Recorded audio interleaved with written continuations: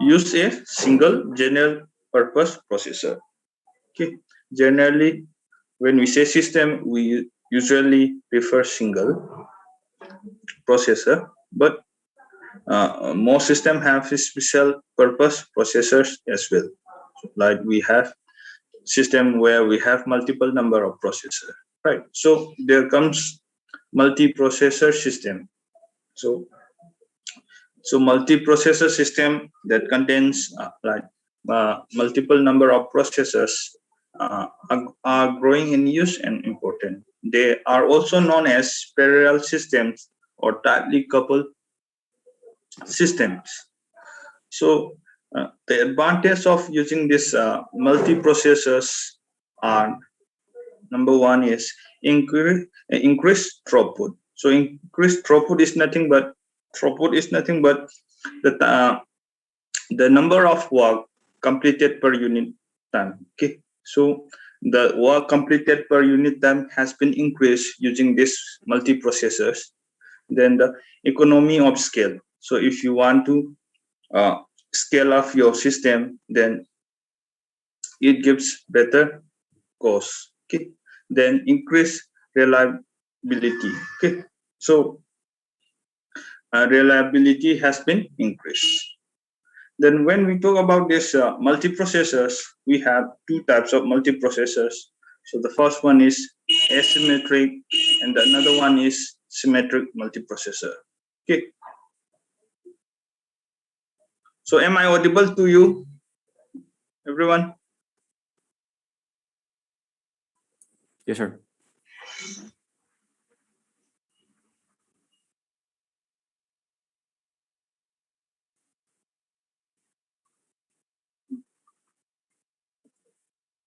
So when we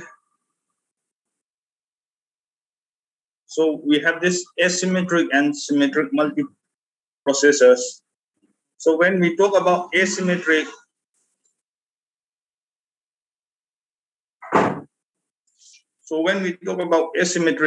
each processor is assigned a specific task. Okay. So when we are talking about asymmetric, each processor is given a specific task, whereas in symmetric case, each processor is going to perform the same task together. Okay. So that's the difference between this asymmetric multiprocessor and symmetric multiprocessor. Okay.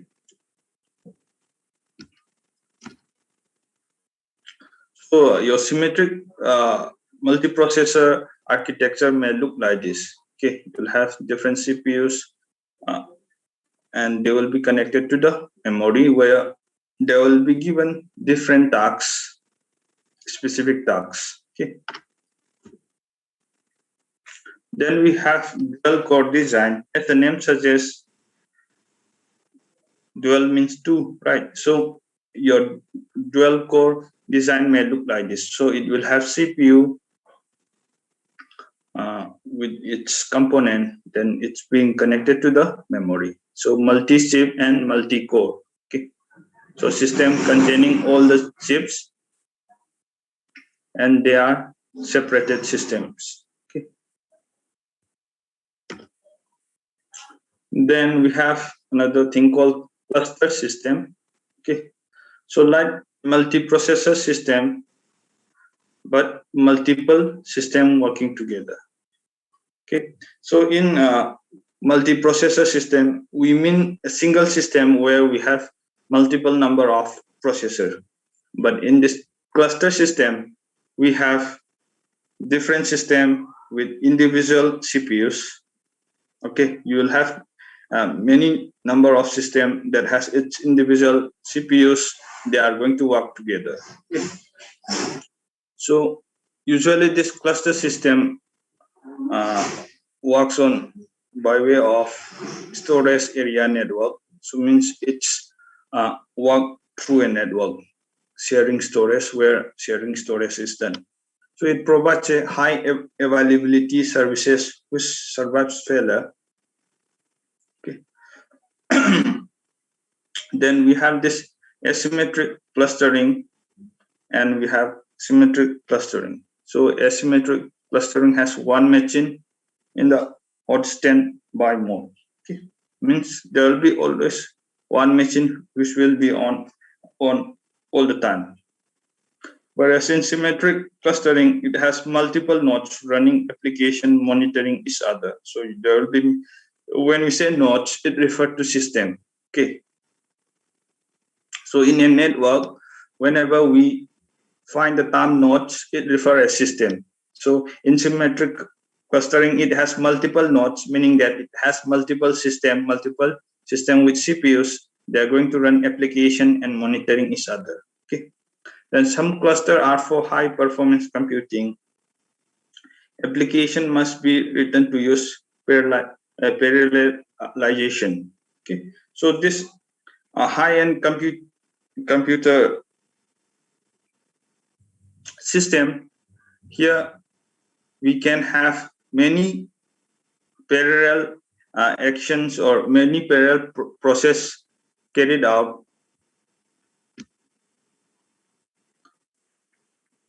And some have distributed log manager to avoid conflicting operation. As we say that we will have parallel or many tasks carried out at the same time. So to avoid the conflict among the applications or the operations, we may have some manager. Okay. So this is how your cluster system may look like. So you'll have a storage area network and you'll have different computers, and these different computers are connected among them. Okay.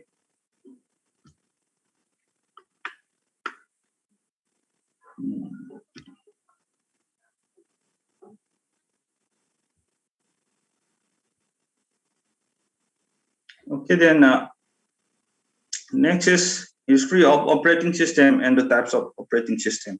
So here we are going to see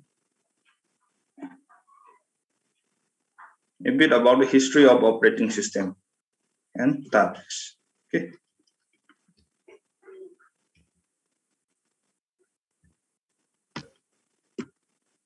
So when we look into the history of operating system, it has been evolving through the years. Okay.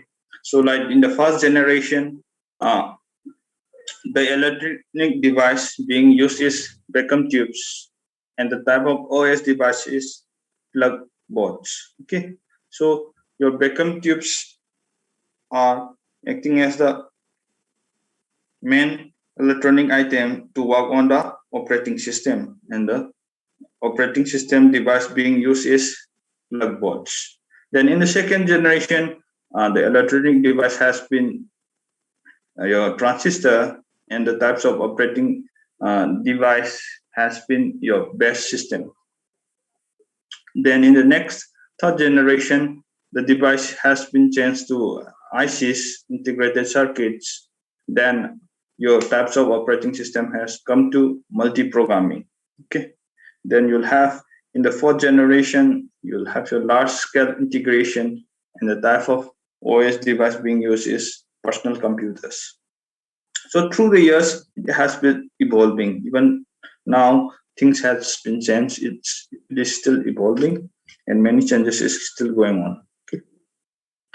So when we talk about the types of operating system, we may see these few types of operating system. So the first one is batch operating system. The second one is time operating system. Third one is distributed operating system. Fourth one is network operating system. Fifth one is real-time operating system. Okay. Yes.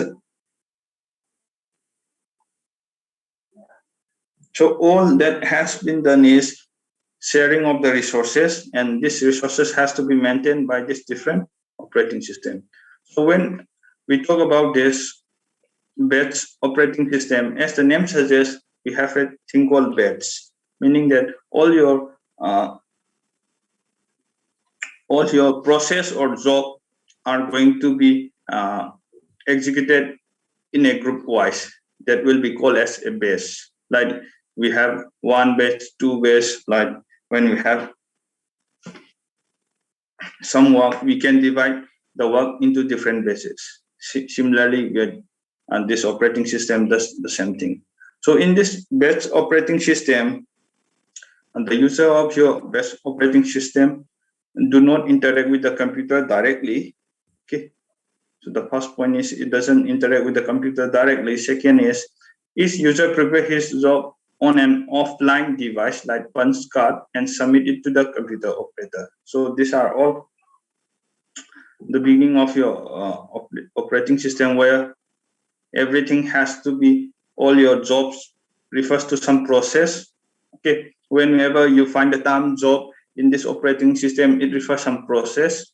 Okay, so when you have a process, then it has to be prepared offline in a punch card and it has to be submitted to the computer operator. Okay, computer operator is going to be another person, and the user is going to be another person here.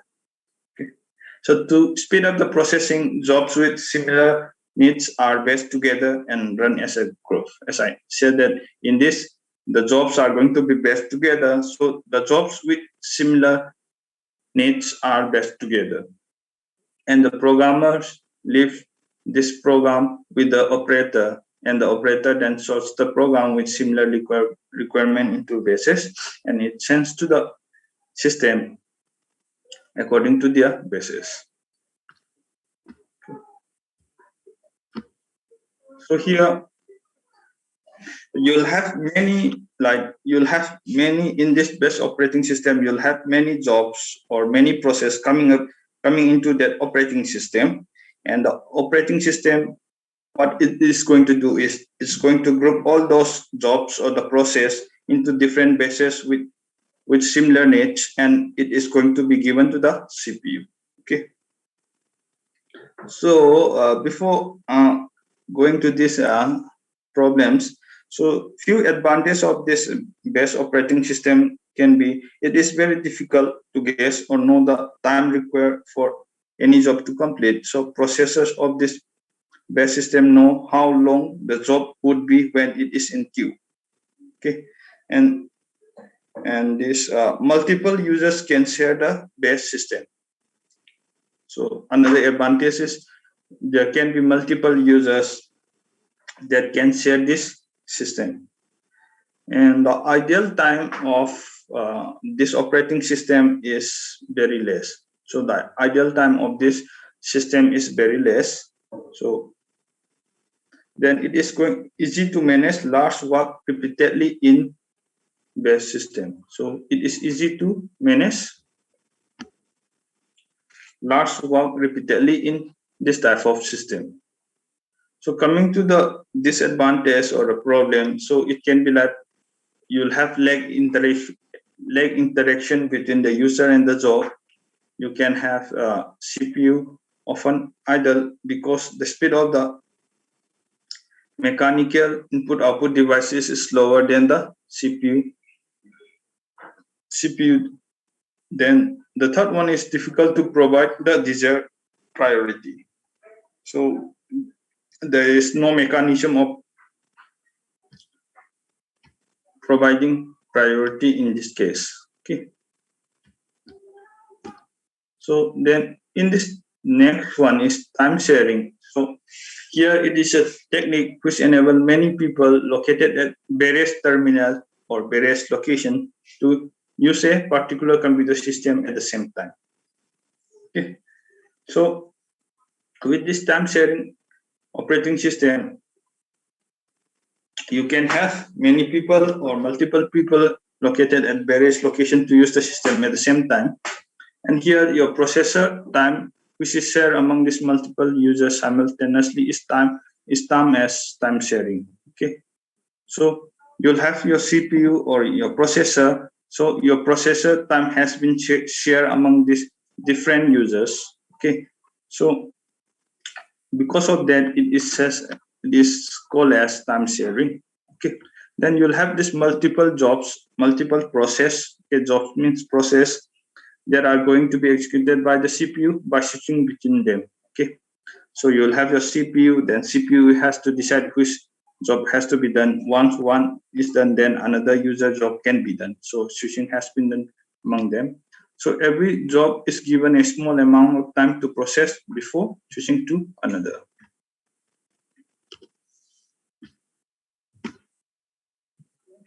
So then few of the advantages and disadvantages of time sharing operating system are as follows. So number one is it provides the advantage of quick response. Okay. Then avoids duplication of software, then reduce CPU idle time. So when we have a CPU then, with many users, then your CPU may give quick response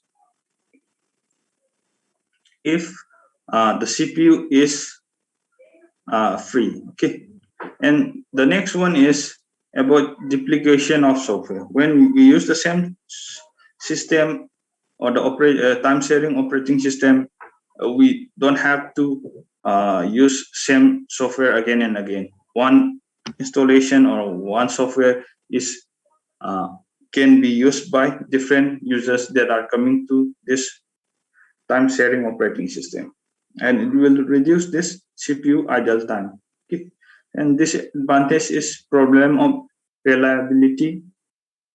Then the question of security and integrity of user program and data, since your system is being shared among different users, so your user program or your data may be in risks. Okay. Then there may be problem of data communication. So there may be problem of communication among the users and the system. Then we have next one is your distributed system or distributed operating system. So here we use multiple central processors to serve multiple application and multiple users. So as the name suggests, distributed, we're going to have multiple central processors, and you are going to have multiple multiple users. Okay, so in this distributed operating system, you're going to have multiple central processors, meaning that you'll have different processors running at different location that may be like ready to help when one processor is down. Okay, so your data processing jobs are distributed among the processor accordingly. So your jobs has been divided among the available processors. Okay, and the processor communicate with one another through various communication lines such as high-speed buses or telephone lines. Okay, so all the processors or all the system connected through this distributed operating system are being communicated among them. Then these processors in this system may vary in size and function. Okay, one system may be good in configuration, other may not be, and their function may be also different. Means the tasks that has been given to them also different. Okay, so the processors are referred as sites, nodes, or computer. So whenever we have a network type system, so your computer may be, or your computer or your processor may be termed as sites or nodes. Usually nodes is the common term being used. Okay. So the advantage of this distributed operating system is with resource sharing facility, a user at one site may be able to use the resource available at another. Okay. So, so there may be different resources that are distributed among different systems. Okay. One system can use the resources of another system. Then speed up the exchange of data with one another by way of electronic mail. Okay. So with the help of your electronic mail, we can even exchange the data. Then if one site fails in distributed system, then the remaining sites can potentially continue operating. So this is one advantage. Like, so if you have a personal computer at home, if it fails, then everything has been failed, right? When we have a distributed system, and then the remaining site can potentially continue operating. So, suppose if we have a Facebook, like if the site at one place is failed, then it's not going to affect the functioning, as there are another system that can fill up the failure. Okay, so the distributed system, the remaining sites or the nodes that are available are going to continue operating. Okay, so the next is better service to the customer. Then we have reduction of the load on the host computer. So like the work has been divided to different computer systems. So the workload has been reduced, and reduction of delay in data processing. As the work has been distributed to different computers, so yeah, your delay in processing will be reduced.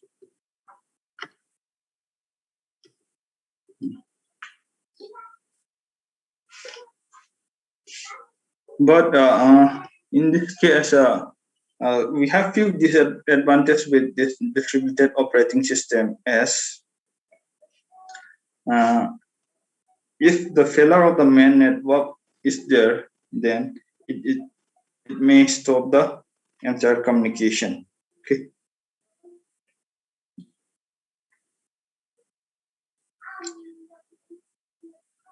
So next is network operating system. So when we talk about network operating system, the system is going to run on a server and provides the server the capability to manage data, users, groups, security, application, and other networking function. Okay. So when we talk about this network operating system, it's going to involve a server, and the server has the capacity to manage different types of operations and networking functions. So the primary purpose is to allow share function files and printer access among multiple computers in a network. Okay, like local area network, a private network, or to other network. When we say network operating system, as the name suggests, there is going to be a network, and there will be sharing of files among them. Okay. Then computers running in different operating system can participate in common network. Okay. So when we have this common, when we are talking about this network operating system, we can have different computers running on different operating system to participate in that common network.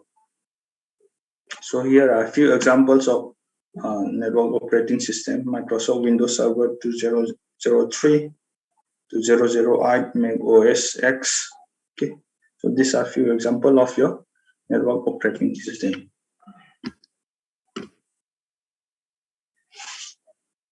So then, a few advantages of this network operating system may be like it's highly stable, centralized servers, and security concerns are handled by the servers.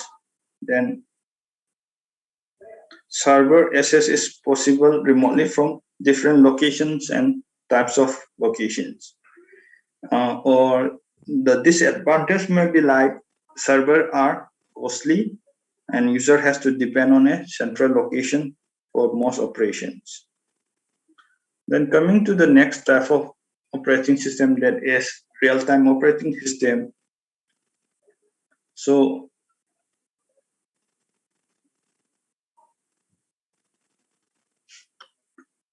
in this system, a data processing system in which time interval required to process and respond to input is so small that it controls the environment. So when we are talking about real-time operating system, here it is meant for those our real-time sophisticated applications. Okay, so here if any mistake is done, it can create a huge problem. So it has to be exact or it has to be very accurate. Okay, so main application to fix the deadlines. So a real-time operating system must have well-defined. So it must have well-defined fixed time constraint. Otherwise, the system will fail. Okay. So when we are talking about this real-time operating system, it has to be very specific, very defined, very fixed time constraint. So, for example, this real-time operating system are being used in industrial control system, weapon system, robots, air traffic control system. So when you see these examples, you will realize that if any single mistake, then it can create a huge problem, right? In say industrial control system, if any mistake from this operating system, then the whole system may lead to a great failure. Even weapon system also, like a delay in the time frame will make a huge difference. Robot, then even air traffic control system also, if the operating system is failed, then there will be huge problem. Okay, so these are your real-time operating system. So in this real-time operating system, we had two types of real-time operating system. The one is hard real-time system, and another one is soft real-time system. So as the name suggests, hard real-time system, here your particular or the exact definition must be very strict. Okay, your time constraint has to be very specific. And in case of soft real-time system, as the name suggests, the time constraint can be at least little strict, means less strict than the hard one. Okay. So your advantage of real-time operating system can be like it's error-free, then focus on specific real-time applications. Okay. So with that, we are done for today. And so how many are present here? Only 49 are there. Okay, just wait a second. Let me screenshot all your names first. Meanwhile, I'll give the link for your attendance again. The link will